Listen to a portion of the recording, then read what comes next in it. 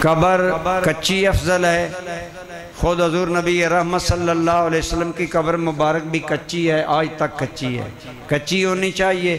ہاں اگر علاقہ ایسا ہے جہاں زمین پختہ نہیں، بھری زمین ہے جو ٹھہرتی نہیں ہے، جس میں لاد نہیں بنتی، یا ویسے خطرہ ہے کہ وہاں سیلابی علاقہ ہے، تو اسے بچانے کے لیے اگر کوئی تدبیر کرتا ہے تو وہ جائز ہے۔ عام حالات میں کچی قبر ہی بہتر ہے، افضل ہے۔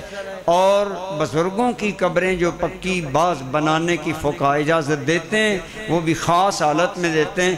ہر بندے کی قبر پکی بنانا جو آج شعار بن گیا، یہ بالکل غلط ہے، فضول خرچی ہے، نہیں کرنی چاہیے۔ اور شریعت میں بلا وجہ قبر پکی کرنے سے منع بھی کیا گیا، اس لیے نہیں کرنی چاہیے۔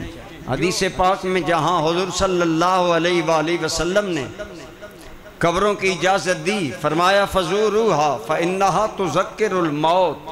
اب آپ بتائیں، آج کل جو رواج بن گیا ہے کہ ہر بندے کی قبر پختہ، ہر بندے کی قبر پر قیمتی سے قیمتی پتھر لگوایا جا رہا ہے، تو جب سارا قبرستان بہترین پتھروں کے ساتھ جگمگا رہا ہو تو وہاں موت یاد آئے گی؟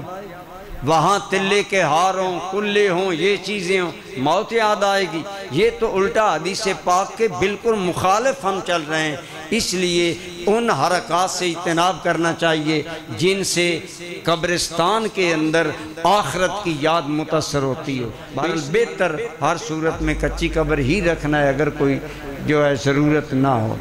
حضرت عثمان ابن مظعون رضی اللہ تعالی عنہ، آپ کی قبر کے سرانے حضور نے ایک پتھر رکھوایا اور فرمایا کہ ہم اپنے بھائی کی اس نشانی سے اپنے بھائی کی قبر کو پہچانیں گے اور اپنے گھر والوں کے یہاں قبریں بنائیں گے۔ اس سے بعض علماء نے جواز نکالا ہے کہ قبر کی علامت کو باقی رکھنے کے لیے کوئی عمل کرنا، یہ حضور کے عمل سے ثابت ہے۔ لیکن جو ایک طبقہ ہے وہ صرف پتھر تک رہتے ہیں، وہ کہتے ہیں اس سے آگے جائز نہیں ہے۔